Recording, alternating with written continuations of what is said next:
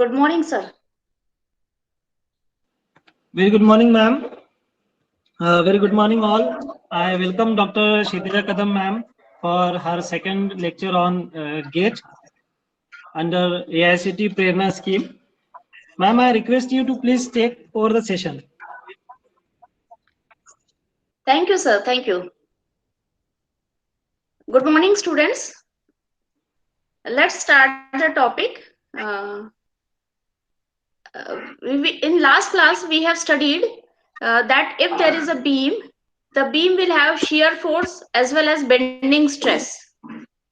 So, if the beam has shear force, some shear stress will come, and similarly, if the beam has bending moment, some stress because of this bending moment will occur. So one by one, we will see both the types of stresses in the beam. First, we are seeing bending stresses. So if beam is under bending, there will be two types of stresses: compressive stress and tensile stress. And both the stresses will be on a single section. For example, this is one of the beam, and if this is a beam, loading is given in the sketch, so accordingly there will be shear force and bending moment. Okay, so if there is bending moment, what will happen? The beam will try to bend. Take example of this sketch which is on right hand side.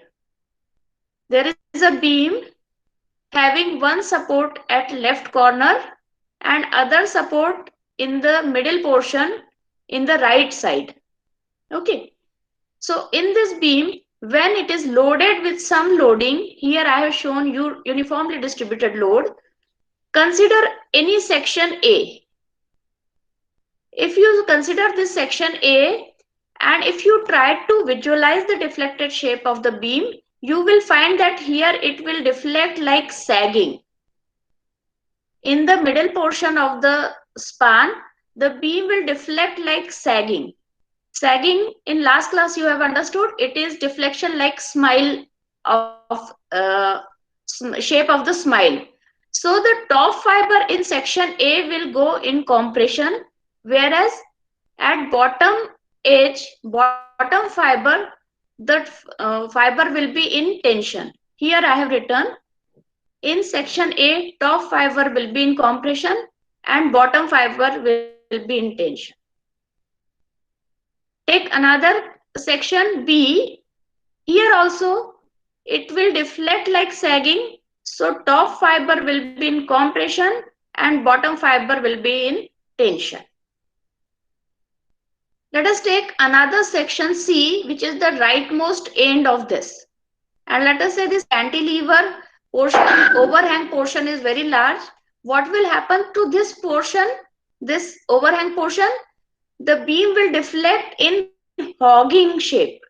That means in the bottom you can see I have written in section C, the top fiber will be in tension and bottom fiber will be in compression. In short, we have understood that at a section from top to bottom, the stress pattern changes from either compression to tension or tension to compression.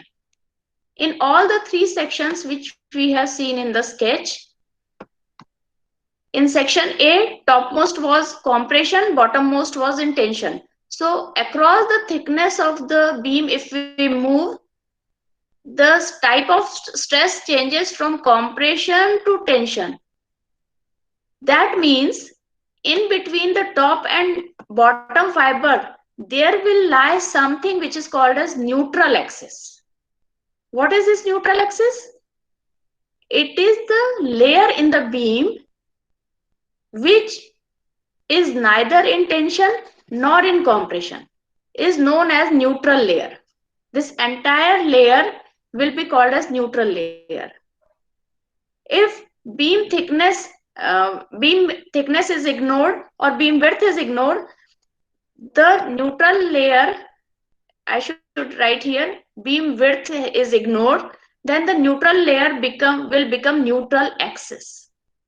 So within the thickness of beam, there lies some neutral axis at which the beam is not in tension, not in compression, and therefore its name is neutral. No tension, no compression, neutral axis. Okay. Then we can use lot of formula, lot of calculation, and that derivation I am not taking here. In finally, I am giving you this formula. The formula which is written in box, this formula. What is this formula? M stands for bending moment divided by I. I stands for moment of inertia is equal to F. F is stress caused by the bending of beam. So it is called as bending stress divided by Y. Y is the distance of particular fiber from neutral axis. So if I want to find out bending stress at a particular fiber, I have to take its distance y from the neutral axis equal to E is Young's modulus divided by R, which is radius of curvature of the deflected beam. So this formula which is written in this box is very important, and to remember this formula I will give you small trick. The sentence I will utter will have first letter like this. You can see most important for your exam result. So this formula is very important, and we will use this formula to solve problems of bending stresses caused in beam because of bending. Okay. Then let us see one thing which is important here is sectional modulus. What is section modulus? We have already studied this formula, M upon I is equal to F upon Y is equal to E by R. Right? In this formula, if I write this first two things, first equation, and if I take Y on the opposite side, I will write bending stress is equal to moment upon moment of inertia multiplied by y. So here what we have seen in this equation, that stress is proportional to y. So y, what is y? Y is the distance of concerned fiber from neutral axis. तो हम neutral axis से जितना दूर दूर जाएंगे stress की value बढ़ती जाएगी. यहाँ पे y की वैल्यू कुछ थी तो स्ट्रेस की वैल्यू f थी. If I increase the value of y, the stress will increase. What I am understanding here, that at neutral axis stress will be 0, because at neutral axis y will be 0. And as we move away from neutral axis, the value of stress increases. That means the stress diagram is triangular. And on one side it will be tensile, on other side it will be compressive. So this M upon I, which is constant for that particular section, can be written as sectional modulus. And it is represented by Z. What is sectional modulus? If I want to write the formula, moment of inertia of cross section about neutral axis divided by the distance of the farthest fiber from neutral axis.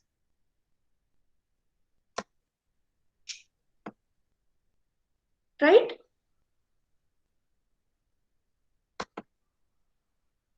So using this we can solve few questions. I'm giving you a very small question here. Just quickly go through this because it is just like 2 marks question. A cast iron cantilever of length 1.5 meter fails when a load of 1920 Newton is applied at free end, and determine the stress in the failure, stress at the failure. The cross section of cantilever is given 40 mm by 60 mm. So it is under bending, so I will use the formula M upon I is equal to F upon Y. F has to be calculated. I, since this cross section is rectangle, we have already known moment of inertia for rectangular section in engineering mechanics. It is BD cube by 12. What will be Y? Y will be the maximum distance of fiber from neutral axis. So the maximum distance of fiber will be half of thickness. Thickness is given in the question 60. So 60 by 2 will be Y. And how much will be maximum bending moment? In the question it is written that it is cantilever. So if cantilever, we know that the maximum bending moment occurs at subfixed support. And the formula will be value of force multiplied by distance. So I know everything in my formula. I will just substitute and get the value of F. So in the question, directly bending moment may not be given. You may be given with the beam with loading. You have to find out how much is maximum bending moment, right? Let us move. You already know the assumptions. That the assumptions are mostly not asked, so that I will not take. Take another example. The steel plate is bent into a circular arc of radius 10 meter. That means capital R is given. If the plate has cross section 120 mm wide and 20 mm thick, find the maximum stress induced in the beam and bending moment which produce the maximum stress is equal to E into 10 raised to power 2 into 10 raised to power 5 mm Newton per mm. So again we will use the same formula. In this, value of I is can be calculated easily because the beam is rectangular with rectangular cross section and the cross section in detail is shown in right side of the sketch. So I have calculated I, it is BD cube by 12. Always remember that cube of which value I have to take, which is perpendicular to the neutral axis. Because section is rectangle, so one dimension will be B, other dimension will be D. Which will be D, which will be cubed is the dimension which is perpendicular to neutral axis. So here neutral axis is horizontal and 20 is vertical, so 20 cube. So I have calculated Y will be half of the thickness, maximum Y will be half of the thickness, so it is 10. E and R is given in the question. So using this equation, we will find out how much will be maximum stress and how much will be the moment. Right? Now, let us understand few things. What we have to understand? That on any section of the beam, the bending stress diagram will be a triangular diagram. Let us say the upper portion is in compression and lower portion is in tension.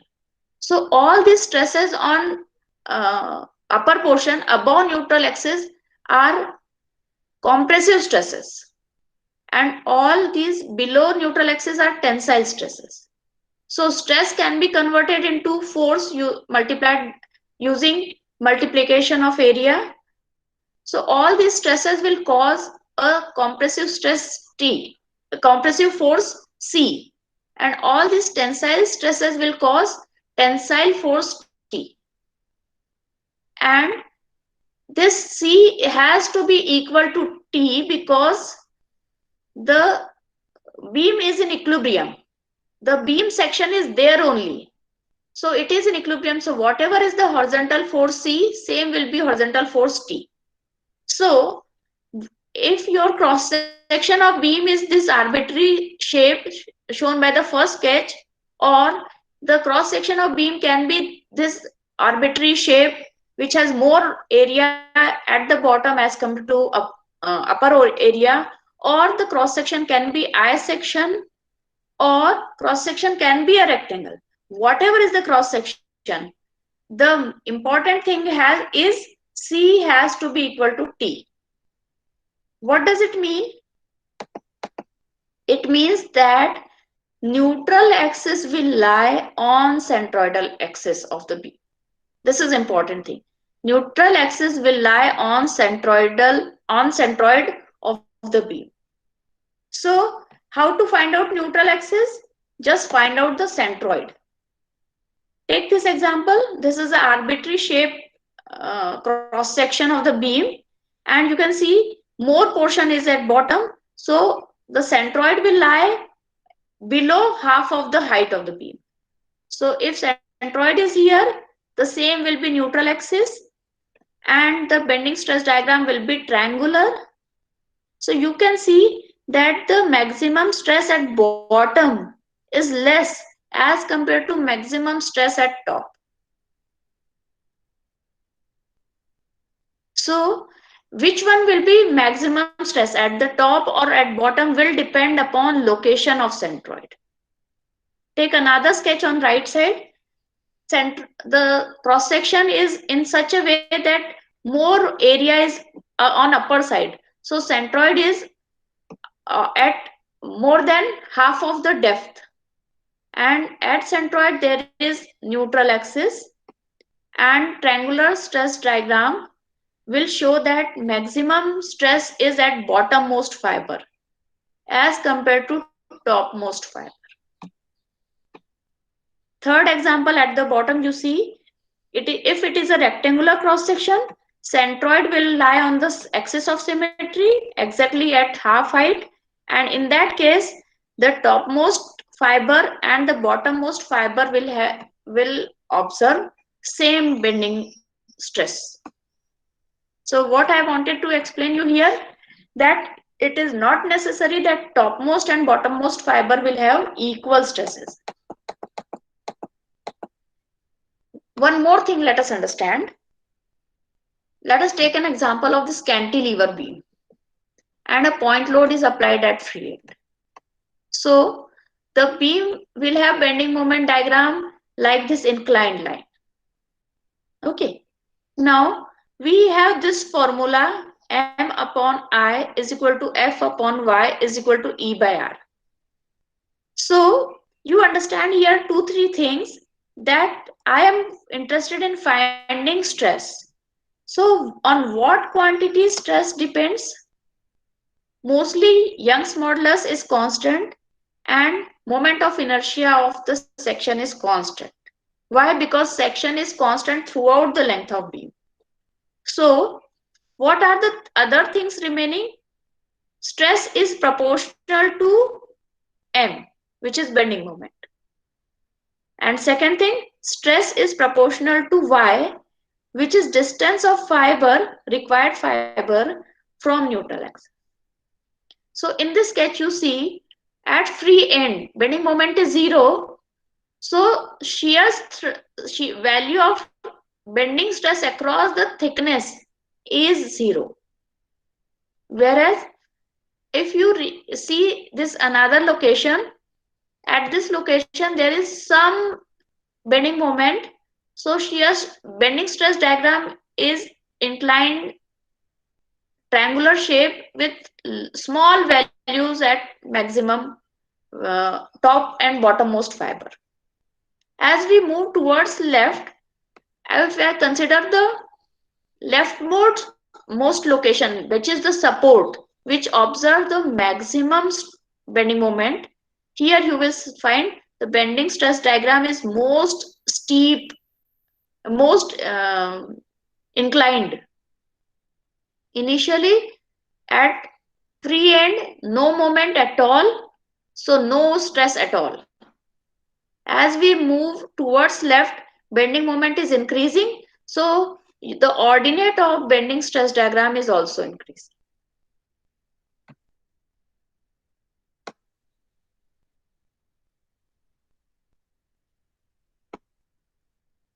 Few points I can explain here. We are not going to solve a complete question, but if this type of question is there and you have to find out bending stress diagram. To locate bending stress diagram, we have to first locate the neutral axis. So our general formula for neutral axis location of centroid, because neutral axis lies on centroid. So let us locate the centroid first. This is the formula which you have studied in engineering mechanics. So we will use the same formula here. And here in this formula, we are calculating y from the bottom. This cross section has three parts: upper flange, web, and bottom flange. So I have considered these three as three different areas. So my formula is A1 Y1 plus A2 Y2 plus A3 Y3 upon A1 plus A2 plus A3. So it is simple calculation and we can substitute the values here. And we have calculated y bar, which is the location of neutral axis. It is 48.21 mm from bottom. So we first locate the neutral axis. In the sketch, I have located the neutral axis now. Now we will find other values in the formula. So I have to calculate I, which is moment of inertia of section about neutral axis. So again, using parallel axis theorem, we can easily find out that this is the part of engineering mechanics which you have already studied. Then one thing we have understood, that the given I section which is given in the question has bottom flange very heavy as compared to top flange. So obviously the neutral axis will lie in the lower region. It will not be at the half height of the I section. So you understand that neutral axis is in lower section. So the bending stress at top and bottom fiber will not be equal. For those top and bottom, value of y will be different. You can see here I have calculated maximum y for top fiber is different and maximum y from bottom fiber is different. This is the maximum y from bottom fiber, which is nothing but the y bar of neutral axis. And total height minus that value gives you y maximum for top fiber. So in this formula, we will substitute the things and then the bending stress diagram will be like this. The neutral axis is not lying at half of the height. So you will find the bending stress diagram, which is triangular, has large compressive stress at top and small tensile stress at bottom. The formula is same. Only thing is y top will be applied to find out stress at top and y bottom will be used to find out stress at bottom. It is simply supported beam, so top fiber will be in compression and bottom fiber will be in tension. So in short, we have only one formula for this all these problems, which is m upon I.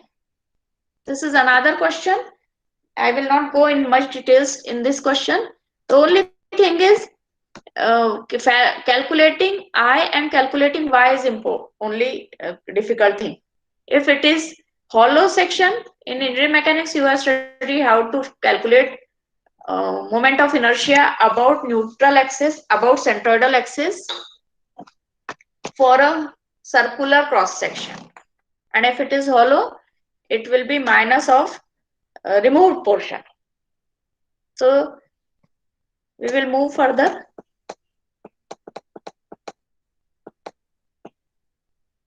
Let us understand few more things. Let us say that there is a horizontal rod and if I am applying a force P like this, what will happen? The entire rod will increase. The length of entire rod will increase. So if I draw a stress diagram across the thickness, you will find that the entire rod is in tension, so the same stress diagram is observed, and the formula for stress will be P upon A, the force applied upon cross section area. Take another example. That same rod is there. Now I am applying a compressive force like this. So entire cross section will observe change in the length.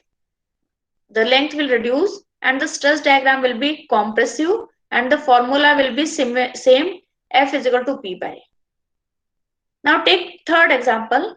Same is my rod, but this time I am applying a transverse load. Transverse means load perpendicular to the axis. So what will happen? The uh, the beam is bending, and the top fiber will observe compression, bottom fiber will observe tension. Since top and bottom fibers are observing different type of stress pattern, the stress diagram will be triangular like this, showing zero value at neutral axis. So for this, for calculating stress, I have different formula. For only axial problems, formula was P upon A.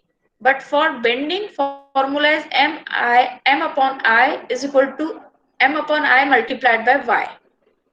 So the rod is same, only the way of loading is changed and the values changes. The formula changes. Okay. Take fourth example. Here, the same rod is there. This time I am again pulling it. I am applying force P on both the sides. But this time I am putting my force at some eccentricity E from neutral axis. And I have to find out how much will be stress. So what your common sense says, will length of beam will increase only, or will it bend also?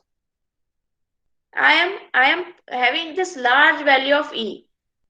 So you can visualize that the beam will, the rod will deflect like increase in length as well as hogging, because this is not, the force is not applied at neutral axis, it is applied at some distance. So what will happen? I can translate my given problem into the problem which is shown in next sketch below, just below that it will observe a axial pull P, and it will also observe a moment which will be equal to P multiplied by eccentricity E. So now this time the rod is subjected to two types of things. First is axial pull, which will cause stress diagram in which entire thickness will increase and the constant tensile stress diagram will be observed.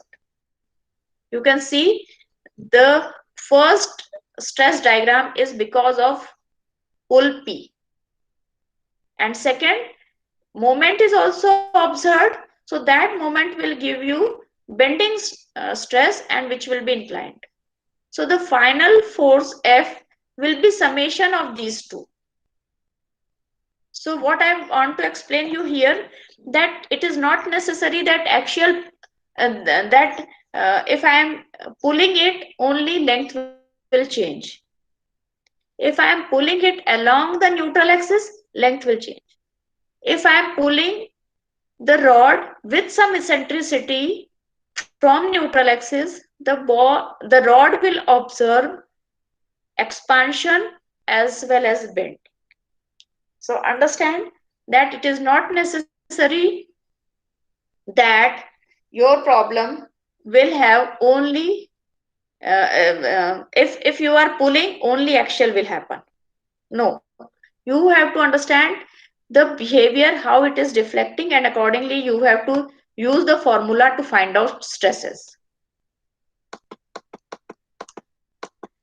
Here I am taking a question in which there is a beam of cross section as T beam, and it is applied with a pull P, which is located at 50 degree from bottom. So I will not simply say that the length of beam will increase and the stress will be stress will be only because of pull, which is P upon A, force upon cross section area. I have to check whether this force P is applied on neutral axis or not. So what I will do, for this T cross section, I will first find out the neutral axis. If I calculate the neutral axis using the simple formula of injury mechanics, I have calculated that neutral axis lies at 100 mm from bottom. So here is the trick of the question, that neutral axis is located at 100 mm from bottom, whereas the force P given in the question is located at 50 mm from bottom. That means force P is applied with eccentricity. So if force P is applied with eccentricity, here you can see the sketch. This is T cross section. The neutral axis is located at 100 mm. You can see in the sketch I have drawn a line by dot dash. It is neutral axis, but the P is located not on neutral axis. In the sketch you can see P is located at some eccentricity. And how much that eccentricity is 100 minus 50. So the beam will observe axial force because of P as well as bending because of moment. And how much will be moment? P into E. Okay. Now you can see, and summation of these two stresses will give you total stress diagram. Right. Now you visualize the entire beam. This is beam, and which is having a neutral axis which is shown by dash dot line, and P is applied at the bottom of that. So you will observe that the top fiber will observe compression and bottom fiber will observe tension.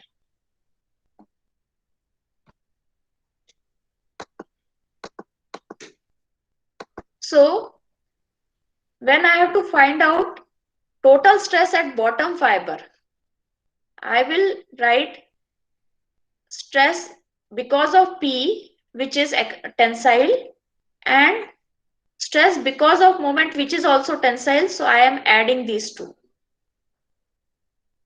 And similarly, at top fiber, pull will give expansion, but moment will cause compression. So I am deducting them, and that will be minimum stress. At bottom fiber will be maximum stress, and at top fiber will be minimum stress. With this example, what I want to convey, that whatever is given in the question, please visualize your question properly. Visualize the question properly and then apply the formulae. You as an engineer should be able to visualize how the structure is deflecting and what is its deflected pattern.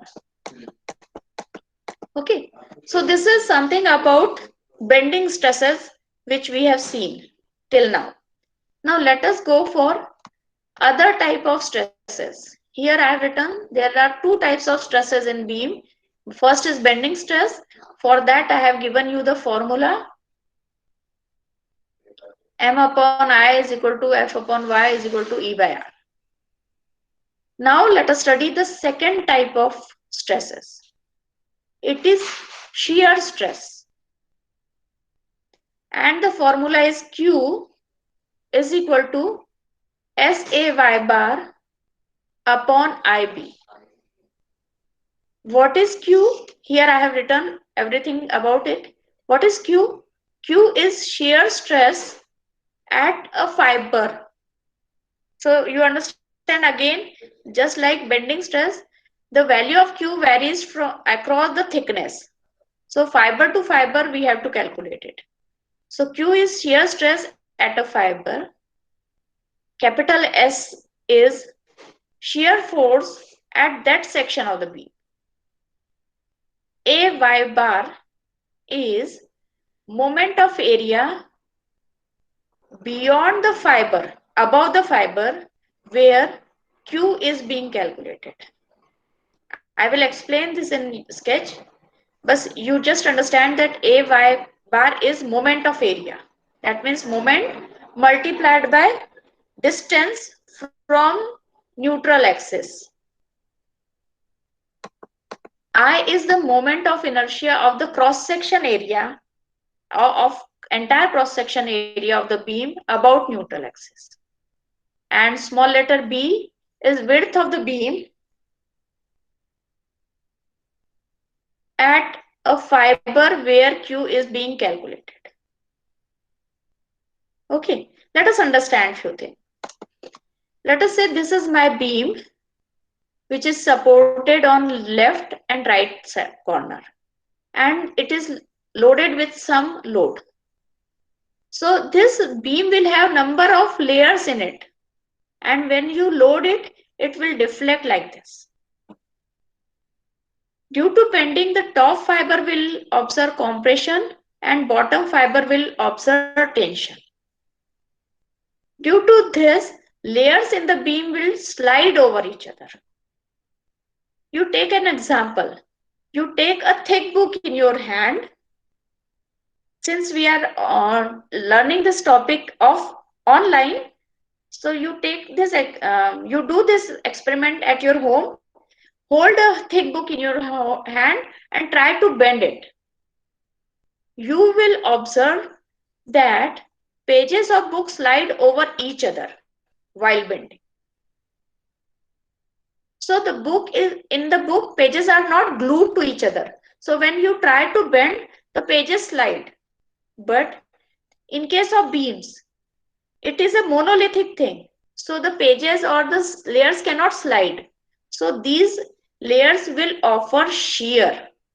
And because of that shear, when movement is not allowed, it will offer some shear stress.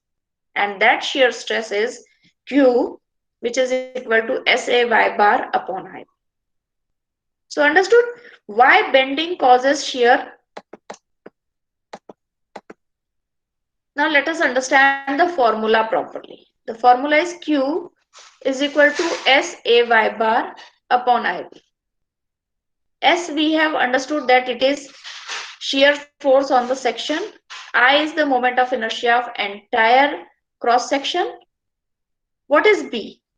What is AY bar? That let us understand using this sketch. Let us say this is some cross section of beam and it has a neutral axis which is shown by a dashed dot line. Now with this arrow I am telling you this is the fiber where shear stress has to be calculated. This is the fiber. So AY bar is moment of this area which is above this fiber, which is shown by this shading. So AY bar is moment of shaded area about neutral axis. And this small letter b is width of the fiber. So this distance will be b. So this is the way we will use the formula. Now, let us use this formula and understand the formula in better way. And let us find out few ready-made formula which will be used for Viva or MCQs. Shear stress diagram for a beam with rectangular cross section. Here in the sketch, I have shown a beam with rectangular cross section having width B and depth D. Now let us say I have to find out shear stress at EF. So the formula is already known to you. S will be the shear force at a section. AY bar, it is moment of area above that fiber. So above EF, I have shown the area with shading. So I have to find out moment of this shaded area about neutral axis. So you can see it is moment of area. So first I will write area, then multiplied by distance of neutral axis from the centroid of this shaded area. So how much is shaded area? Width will be B and depth will be depth of shaded area only. It will be D by 2 into Y. So in first rectangular bracket, it is area. And in second rectangular bracket, it will be distance of centroid of shaded area from neutral axis. So it will be D by 2 plus Y whole divided by 2. So I will simplify it. And moment of inertia of cross section area about neutral axis, it is a rectangular cross section, so it is BD cube by 12. And in formula, the B will be the same value B because the cross section is having constant width B. So let us substitute all these things in the formula. This will be the formula. Where I am moving my cursor. This will be the formula for bending stress for a rectangular section. Here you understand 2-3 things. The value of shear stress Q depends upon Y. And that means it is not constant across the thickness. Second thing, it depends upon Y square. That means the variation of shear stress across the thickness will be second degree, parabolic. Third thing you understand that we have to calculate the shear stress across the thickness one by one. So let us first find out at top fiber. Shear stress is, value of Y will be D by 2 at the topmost fiber. Y will be D by 2. We'll substitute here. So Q at top comes out to be 0. At middle, that means on neutral axis, Y will be 0. So shear stress we have calculated as 6S by 4 BD. And at bottom, Y will be minus D by 2. So shear stress comes out to be 0. Here we have to understand one more thing, that Q depends upon Y square. So if fiber is above neutral axis, it has Y positive, and if it is below neutral axis, Y is negative. But whether Y is positive and negative, it doesn't carry any meaning because I am taking square of that Y. So you understand the diagram will be little symmetrical about neutral axis for this rectangular area. So this will be the shear stress diagram across the thickness. You can say it is a second degree curve parabola. It has 0 values at top and bottom corner and maximum 3 by 2 S by BD at the neutral axis. And what is S by BD? S is the shear force, BD is the cross section area. So S by BD is average shear stress. If I don't know this variation, I will say shear stress is force upon area. So average shear stress is S upon BD. So here we can simply understand that for rectangular area, maximum Q is equal to 3 by 2 average Q, average shear stress. Similarly, I can find it out for circular section also. I am just telling you the final answer, that for circular shear stress diagram also the shear stress diagram is parabolic and maximum shear stress is equal to 4 by 3 average shear stress. Let us take one example here. I have a cross section in the shape of T. Okay, and my aim is to draw shear stress diagram. So we can easily understand that at top fiber shear stress will be 0.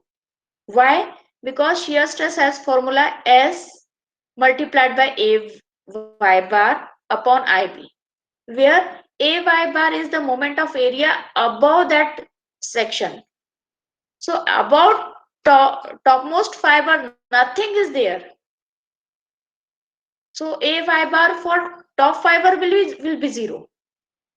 So without doing any calculation, I know that at top fiber, shear stress is 0. Similarly, at bottom fiber, shear stress is 0. Why? Because in the formula, in the very first formula which I have given, AY bar is the moment of area beyond that fiber. I have said beyond that fiber. That doesn't mean above or below. So if I'm considering the lowest fiber, the area beyond it, below it is 0. So shear stress here will also be 0. One more point I want to explain you here, that at the junction of flange and web,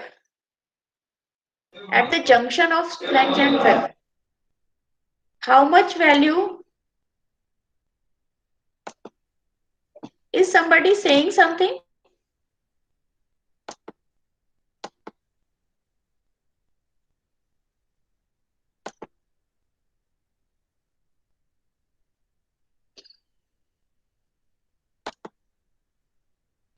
At the junction of web and flange, I have to understand properly that the formula is same.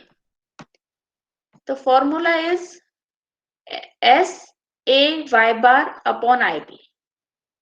But this value of B should be taken how much? At the junction of web and flange. At the junction of web and flange, this B has to be taken as 200 or as 50. So at the junction where there is sudden change in width of the section, the shear stress has to be calculated twice. Here I have calculated Q for flange and Q for web. Both these Qs are for the junction of web and flange. So you can see in the diagram, there is sudden change in stress diagram. Because the formula says that shear stress is inversely proportional to B. So in flange, B is large, so shear stress is less. In flange, B is very small, so shear stress is suddenly increased at the junction. So using this concept, we can say that yes, shear stress diagram will be like this for these shapes. If I have a rhombus shape of cross section, see the second row, the shear stress diagram will be like capital letter B. At the neutral axis, at the centroidal axis, Q will be equal to average Q, and at particular height it will be 9/8 average Q. For I section also you will find it is parabolic, but since the width suddenly changes from top flange to web, there is sudden increase in the shear stress diagram. At the junction of web and bottom flange, suddenly B is increasing, so shear stress is suddenly reducing. And same example you can see in bottom sketches also. If you see the bottom left sketch, initially the width is less, so the stress diagram is more. Suddenly at the bottom of this groove, width has been increased, so the shear stress decreases. So the shape of shear stress diagram can be visualized using the shape, observing the shape of cross section of the beam. Right. Then let us go to the one thing which is in your syllabus, which is shear center. So First understand, what are the types of bending? There are two types of bending: symmetrical bending and unsymmetrical bending. This is a sketch I have shown here. It is a beam which is bent, and on right side you can see the cross section of beam. I have shown with dash dot line the neutral axis and the vertical symmetrical axis. So a beam will observe symmetrical bending when the load line coincides with principal axis of section. What you understand by principal axis? You have already studied in engineering mechanics about principal axis. In short, I will tell you, if section is symmetrical, principal axis coincide with symmetric axis. So in this example, I have cross section rectangle which has a horizontal and a vertical axis of symmetry. And in this sketch, the load line, the direction of load is matching with the vertical symmetrical axis. In cross section also you can see, and in bend beam also you can see that all the loads are applied on that symmetrical axis which is shown by dash dot. So if load line coincide with principal axis, the beam will observe symmetrical bending. Whereas the beam will observe unsymmetrical bending when, here there are two situations. Either the load line is oblique with symmetrical axis of the section. What does it mean? Section is symmetrical, that is, it is rectangle or I section or circular. The section is symmetrical, but the load line is oblique.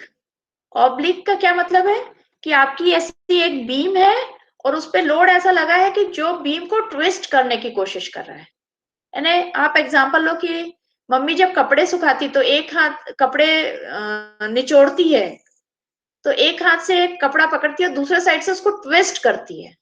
तो twist में यदि load line टेढ़ी लगी है तो ही twist होता है. सो unsymmetrical bending is observed when load line is oblique with symmetrical axis of section. This is one of the case कि जब unsymmetrical bending हो. Unsymmetrical bending का क्या मतलब होता है? Bend भी हो रहा है और twist भी हो रहा है. और second variety, when the load line is along centroidal axis but the section is not symmetrical. Section is L section or C section. That means the load line is matching with centroidal axis, but the section itself is not symmetrical. In these two cases, either or, what is result? Result is that the beam will twist along with bending. This thing is called an unsymmetrical bending. So take this example that this is a cantilever beam having C section. It has a C section. C section means the section, cross section is like capital letter C. In cross section you can see I have shown here dot which is centroid, and along that dot, along that centroid, vertical force P is applied. So force is applied along centroidal line, but section is not symmetrical. So in the sketch you can see the beam is twisting clockwise,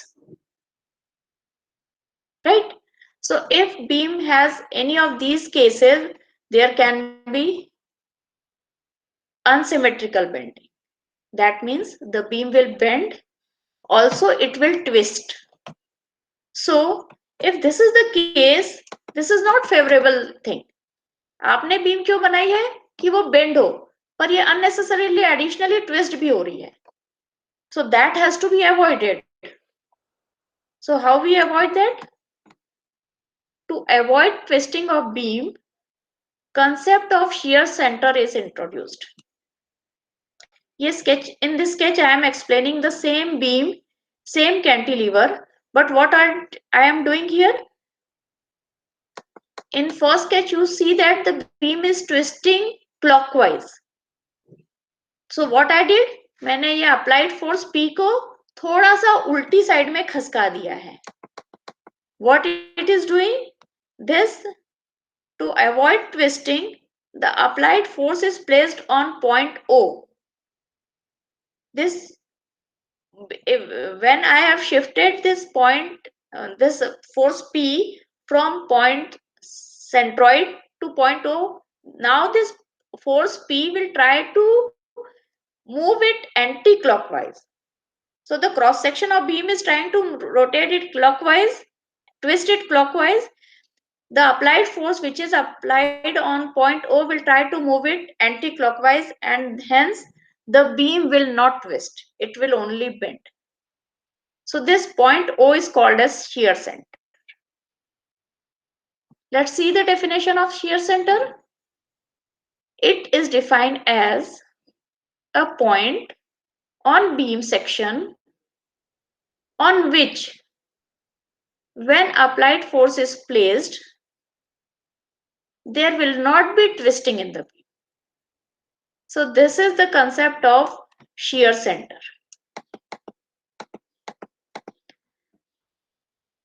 You understand one more thing? If section is symmetrical, shear center will lie on centroid of the center section only.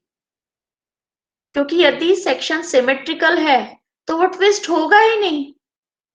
तो load line जहां पे लगी हुई है वहीं पे वो zero twist दे रहा है. So shear center will coincide with centroid of the section. But if your section is C section, that is shown in this sketch, you can see the sketch, the cross section is given. The force P has to be applied at shear center, and the eccentricity of shear center will be calculated by this formula, where the small letter D is center to center depth, B is center to center width of the flange, T is thickness of flange, and I is, as usual, moment of inertia of the given section about neutral axis. Right? Let us move to some other concept. What is concept? That if we have this you have already studied in inertial mechanics, that if there is some force P, I can replace the force P to the same value of force in the same direction, but at some other point, not on the same line of action, along with some moment.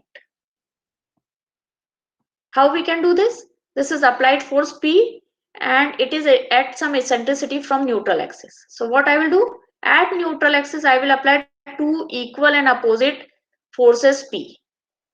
So these are two equal and opposite applied at the same point. So it is as good as the first sketch. Now the applied leftward P on neutral axis and original P towards right, these two will make a couple because these are two equal and opposite forces at a distance E. So these two will make a couple which will have moment is equal to P into E, and one rightward force on centroid will remain as it is. So given force is converted into same force at some other location along with some moment. Okay, so this thing is used in case of direct and bending stresses in column. Take an example. There is a column and I am applying a compressive force on this column. So entire column will observe compression. So the column will be under pure compression, and the compressive stress diagram across the width of column will be constant. You see the first sketch. Force P is applied on the neutral axis, entire column is compressing, and the compressive stress is constant. Let us see the second sketch. P is applied with some eccentricity with neutral axis. So the deflected column will, the length of beam column will reduce, as well as bending will happen. So you can see compressive force is there and bending is also there, and total stress distribution will be like this, adding these two quantities. If I increase the eccentricity, let us see the third sketch. If I increase the eccentricity, moment equal to P into E will increase. So if moment is increasing, you see the stress diagram for bending in third sketch is more steeper. If you compare second sketch and third sketch, the bending stress diagram is more steeper in third sketch. And you can observe that if I add compression because of force P and because of moment, if I add the final stress in third sketch, may have some tension in the column. Okay, so this is not good for columns. What is columns? Column is actually loaded members. So the mostly the columns are subjected to compression, and the compressive stress formula will be P upon A. A is cross section, and the column will fail in crushing. This happens with short columns. But if I have long column, what will happen? When I am applying force P, the column will, the length of column will reduce. That means compression will happen, but it will start buckling like this. The long column will buckle when P is increased. The load at which columns just buckles is called as buckling load. So in that situation, what will happen? There will be total stress because of axial compression and because of bending. But stress because of bending will be triangular. So it will be compressive as well as tensile. So when I have to calculate maximum stress, I have to take compressive compression and compressive bending. And to find out minimum stress, I have to take compressive compression and tensile bending. And how much will be moment in the bending? Moment in the bending will be P into E. I am finding the stress at the middle of the section. The section is here. Initially it was vertical column, but because of buckling, section has moved. So on the central section, the eccentricity is P into E. So the moment is P into E. So if long columns are there,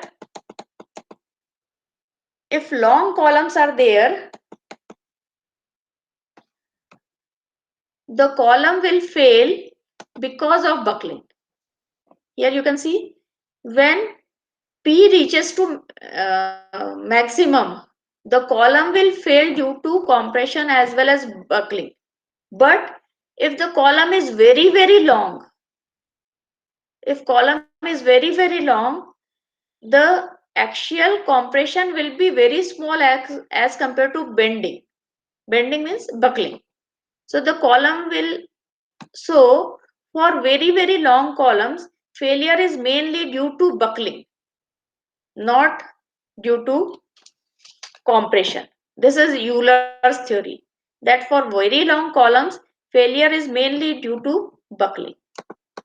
And this buckling load, which is the load at which column starts buckling, depends upon the boundaries condition, the support conditions of the column. So if both the ends are simply supported, the buckling load is like this. If one second sketch, one end is fixed, other is free, the stress, the buckling load is given. Similarly, third case, one end is fixed, both the ends are fixed, and fourth, one end is simply supported or hinged, one end is hinged and other is fixed. So if boundary conditions or support conditions are different, buckling loads are also different. You can see in the formula. Then a new concept is added, effective length. And you can see effective length for all these four cases, four types of supports are different. What is effective length? Let us understand properly here. In short, you understand effective length is the length which deflects from its original shape. So if both the ends are simply supported, the column will buckle like this dotted line. Entire length of column is buckling. So you can see that effective length capital L is equal to actual length small l. If both the ends are fixed, second case, if both the ends are fixed, at fixed support there is no slope. So initial portion will be vertical straight and then buckle, and again at top fixed support the slope will be 0. So only net half of the length is coming out from its original position.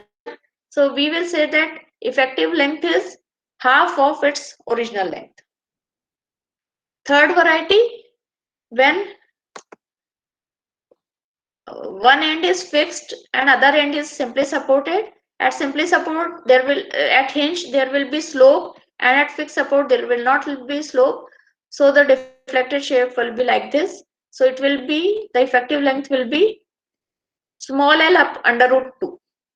And the last case, when one end is free and other end is fixed, the column will deflect like vertical cantilever.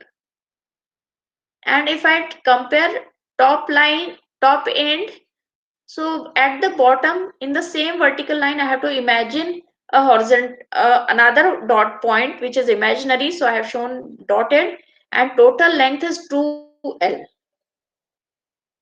So for different uh, support conditions of column, the effective length is different, and calculation of effective length is not at all difficult. You can visualize and you can write.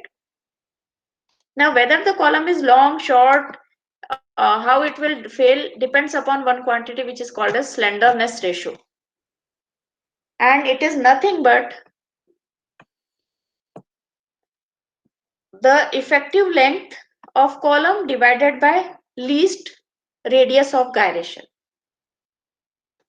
And the word radius of gyration is already known to you.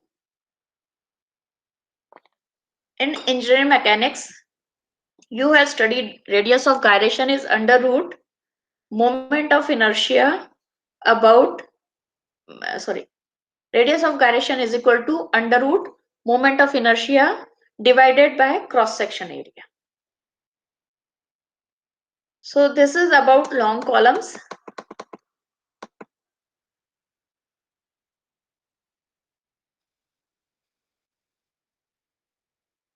Now let us see about columns, and if they are not long. If they are not very long, so Euler's formula will not be applied. What is Euler's theory? Euler says that if the column is very, very long, it will deflect, it will fail only because of buckling. But if column is not too long, I have to consider compression as well as bending. So I have two formula. For compression, a formula is F is equal to P by A, and for bending, I have the formula most important for your exam result.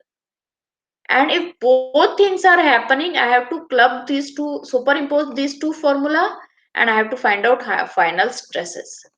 Okay.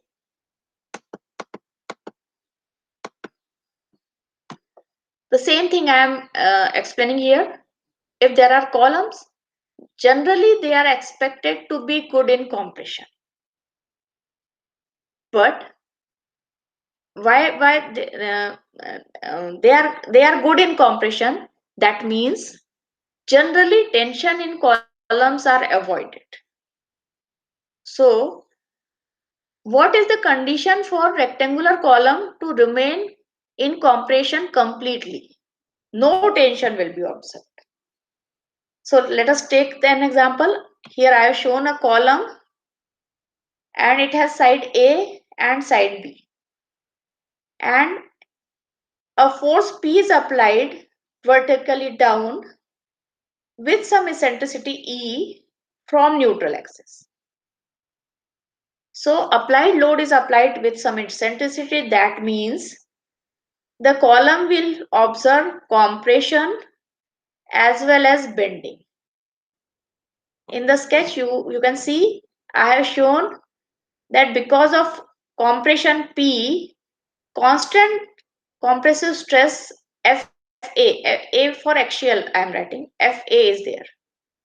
And since the P is applied with some eccentricity, a moment will occur and that moment will cause bending.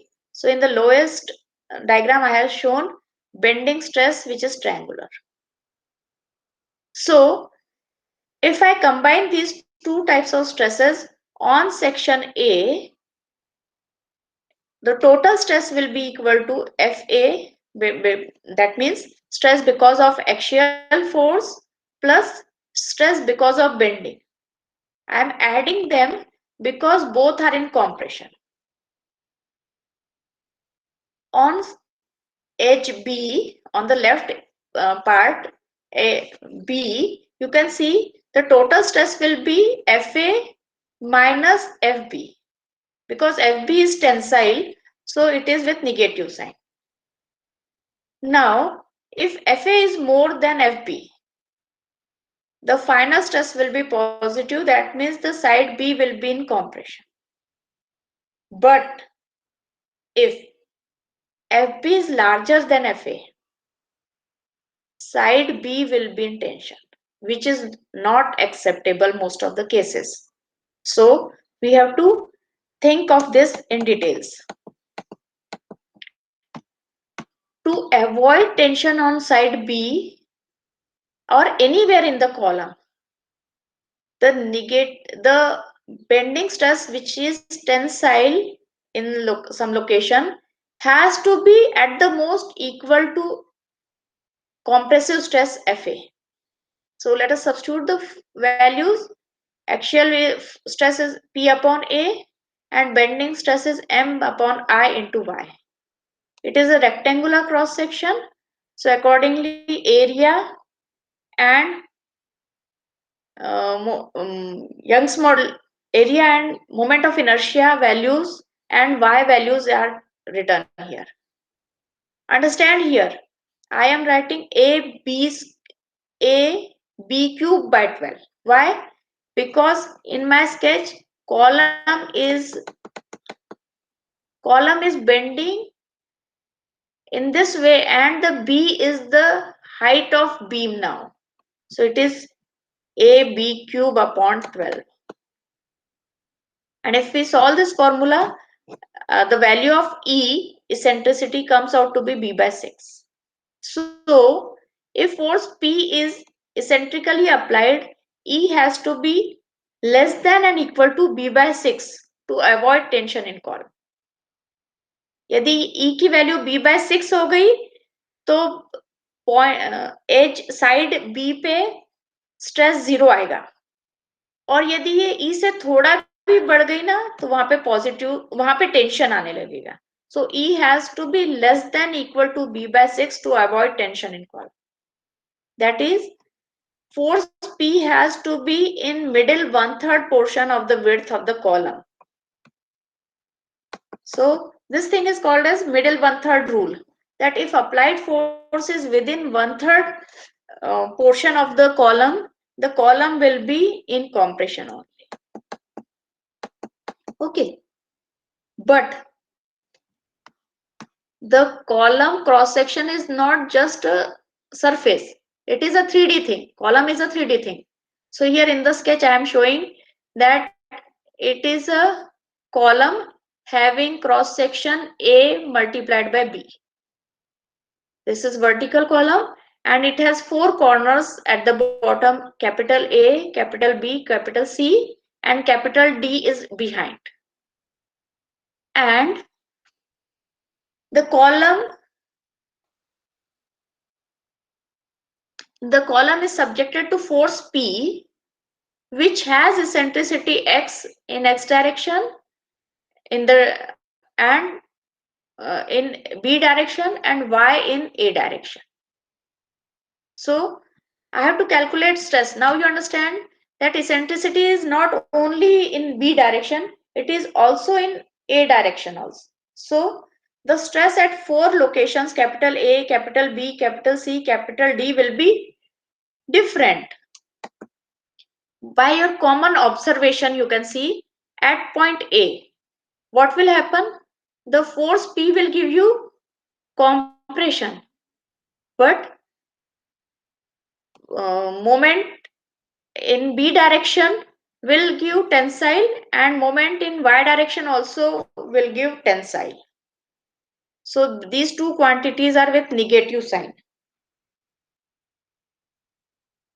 Right?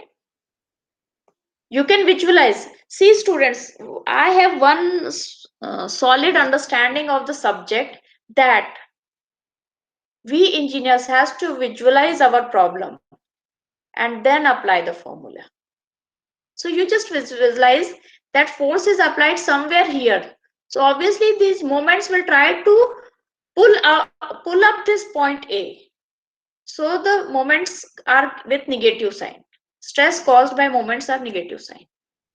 Similarly, at point B, the compressive stress will be same. And force in B direction will give positive, that means compression. But eccentricity in Y direction will give negative, that means tensile stress. So with negative sign. At point C, both the moments will be positive. In the sketch, you can visualize this is point C. So force will give you compressive stress positive. Eccentricity in x direction will also give compressive stress, and eccentricity in y direction will also give compressive stress. And the last one, stress at point D, which is this point, will give compressive stress because of force, negative stress because of eccentricity x, and positive stress because of eccentricity y. So read the question carefully, draw the sketch, visualize the sketch, and then apply the formula. Now we have seen that if there is a rectangular cross section of the beam of the column, to avoid tension, it has to be, the force has to be in middle 1/3. So this is the width B. So middle 1/3 is the area where force can be applied. Similarly, this is depth A. So in middle 1/3 it has to be there. So you can see in the sketch I have shown a dotted rhombus portion. This is the dotted rhombus portion which satisfy 1/3 for A and B directions. So in this rhombus portion, if force is applied, the entire column will be in compression. This shaded rhombus portion is called as core of the section or kernel of the section. It is the area of cross section where if we apply force, the entire column will remain in compression. Similarly, I can derive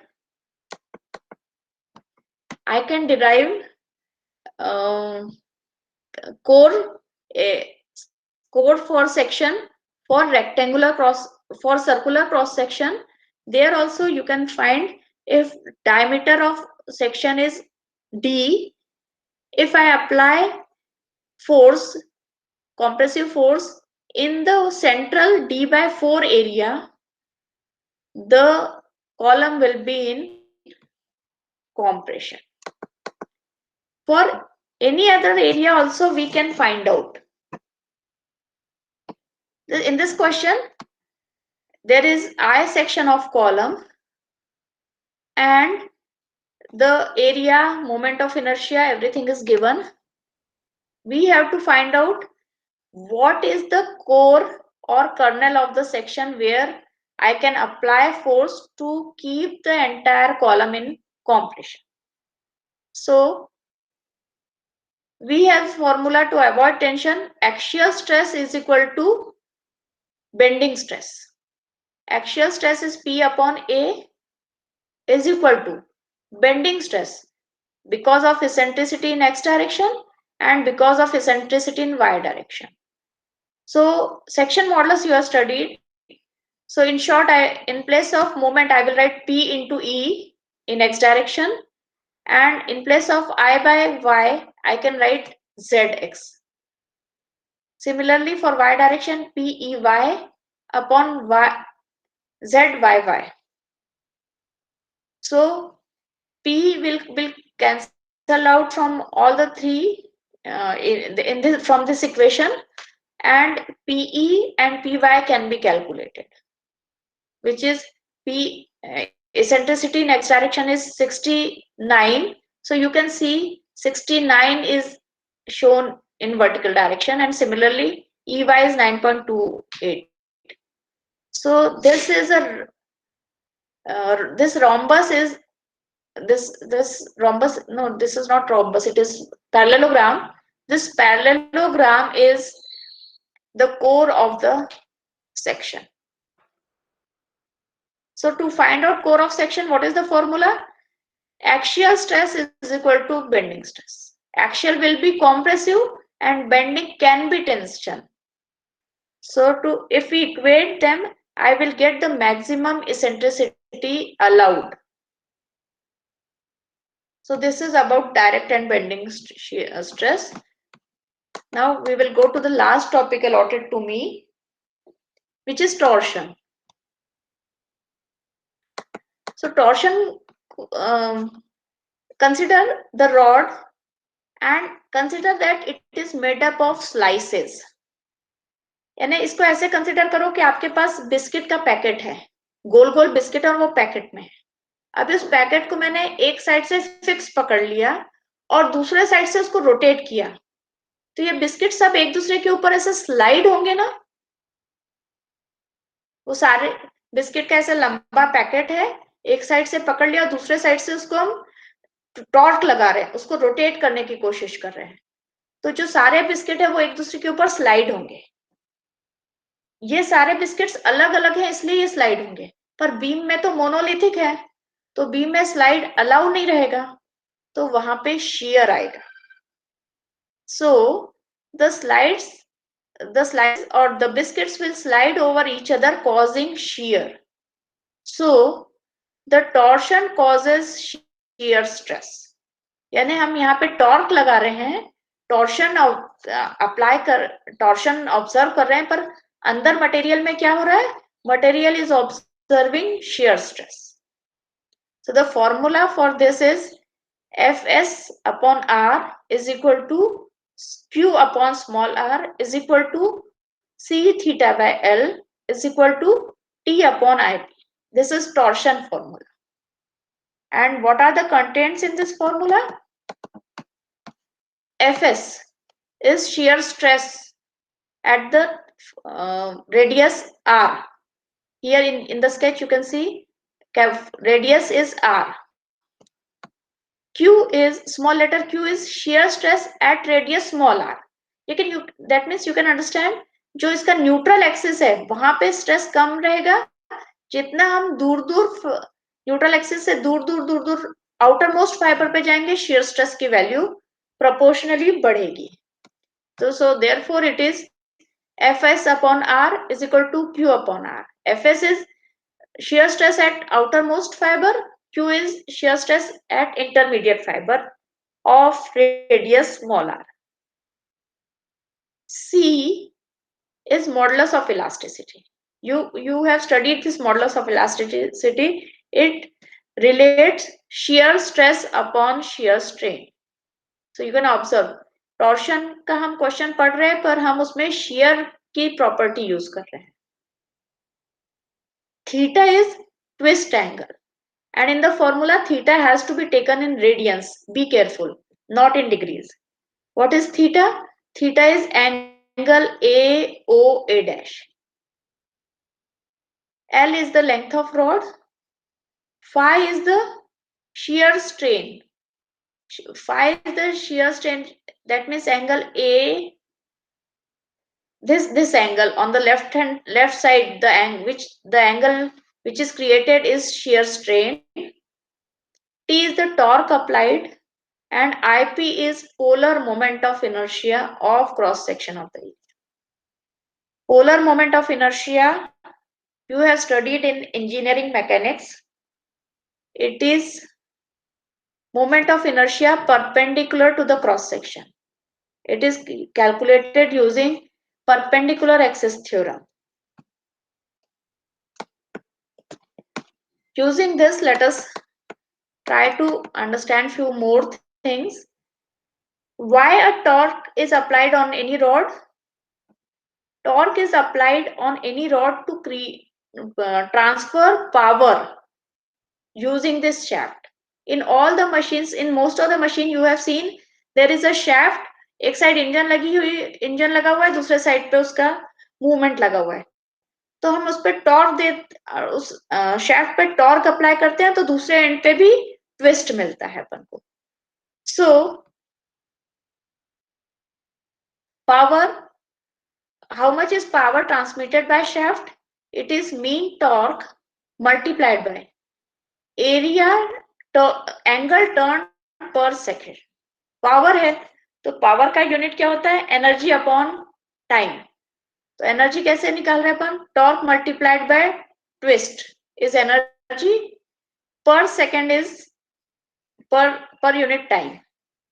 So if let us say n is rpm of the shaft which is moving, तो angle कितना हो गया? n rotation per minute. So अपन को rotation में नहीं चाहिए, we require it in radians. So n into 2 pi divided by 60 seconds. Accordingly, I have substituted in the formula. Let us solve quickly one small problem. A solid shaft is subjected to a torque 15 kilonewton meter. Find the necessary diameter of torque if the allowable shear stress is 60 Newton per mm square and allowable twist is 1 degree in a length of 20 diameters of the shaft. Take C is equal to 8 into 10 raised to power 4 Newton per mm square. So I have this formula which is already explained to you. Let us substitute the quantities given in the question. T is already given in the question. IP for circular section it is pi r square, pi r 4 upon 2. R is given in the question. No, R has to be calculated in the question. C is given for twist it is given in terms of length. So 1 degree in 10 diameter length. So in place of length I have written 20d and in place of theta I have written 1 equal to. उन्होंने बोला है कि ज्यादा से ज्यादा shear stress 60 Newton पर mm square हो सकता है, तो 60 अपॉन r. सो दो कंडीशन दिए हैं, मैक्सिमम shear कितना हो सकता है और मैक्सिमम ट्विस्ट कितना हो सकता है. And our aim is to find out r. So first we will consider twist criteria. We will take these first two parts of the equation We will equate it and we will find out the value of R. And considering shear criteria, I will take first and the last part of the equation. I will equate them and I will calculate R is equal to 54.2. So in a single question, you can have two criteria. ज़्यादा से ज़्यादा shear कितना ले सकता है या ज़्यादा से ज़्यादा twist कितना हो सकता है. So using both the criteria, I have calculated R and the lowest R I have to finalize. Okay. So student, perhaps we are in with the topic as well as our time. I want you that since a very small time duration is given to me, I cannot completely satisfy your queries and I can give good tricks to you. The only one trick I want to explain you here, which is given to me by my one of teacher in IIT. He used to say one statement. I want to share that statement to you. He used to say, "Beta, see the structure and see through the structure. Solution lies there only." I am repeating. See the structure and see through the structure. Solution lies there only. Because our structures cannot tell us that what type of failure, what type of stress they are observing. Unlike medico doctors, when patient comes to medico doctors, the patient tells them that मेरा पेट दुख रहा है, मेरा sir दुख रहा है. The doctor has some clue what treatment he has to do. Whereas as engineers, we don't have any clue. Our structure don't tell us what is the cause of its distress. So our responsibility of engineer increases many fold. हमारी responsibility बहुत ज्यादा है. We have to see the structure and we have to answer. We have to judge कि क्या है हो रहा है उसमें, bending हो रहा है, shear हो रहा है, torsion हो रहा है, and accordingly we have to apply the formula. So in short, I want that as a civil engineer or as an engineer, you should visualize the behavior of problem and then only apply the formula. This is all from my side. Thank you, students. Thank you, sir. Thank you very much, ma'am. Thank you very much for giving such a wonderful lecture on simple theory. Now I open this session for question answer. If you have any questions, please ask.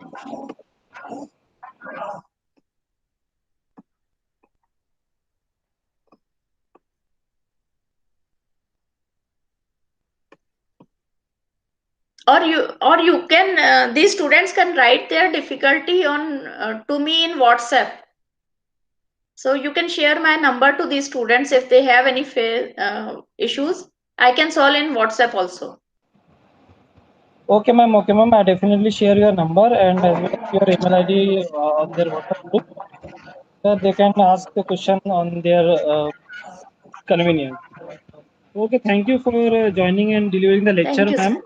Thank you. Thank you, sir. Thank you.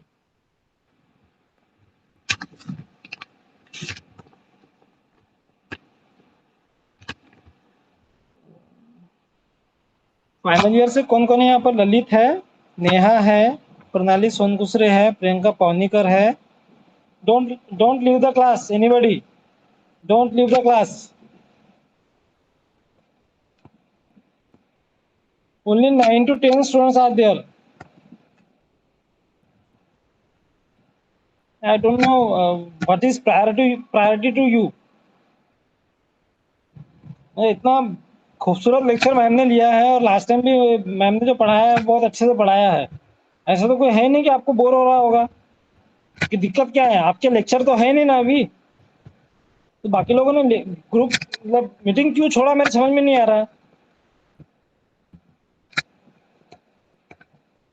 ऐसा तो नहीं कि मैंने वहां पर मैं attendance paste किया और अटेंडेंस में उधर डाला और अपना निकल गए। तो मैंने मैसेज डाला है, जिन लोगों ने भी अटेंडेंस वो गूगल फॉर्म में भरा होगा, सारों की अटेंडेंस डिलीट कर दिया मैंने। They will be mark as absent, only this 9 student will be consider as present. मजाक लगा के रखा तुमने। वो 1.5-2 घंटा गवर्नमेंट के इंजीनियरिंग के फैकल्टी लेक्चर ले रहे हैं आप लोगों के लिए यहाँ पर, उनके पीछे में हमको कितनी हजामत करनी पड़ती है उनको बुलाने के लिए। वो अपने सारे बोर्ड ऑफ स्टडीज की मीटिंग छोड़ देते हैं, डीटी की मीटिंग छोड़ देते हैं, क्योंकि हमने उनको टाइम दिया रहता है और उन्होंने हमको जुबान दी रहती है।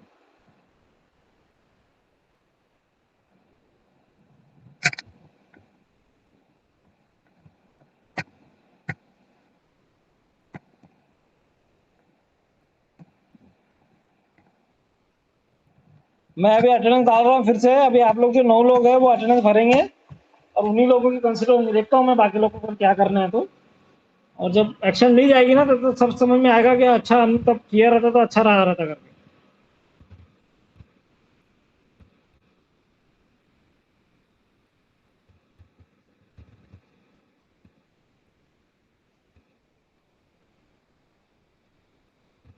बराबर 18 रिस्पॉन्स है वहां पर, मैं 18 रिस्पॉन्स है वो सारे के सारे डिलीट करता हूँ मैं अभी।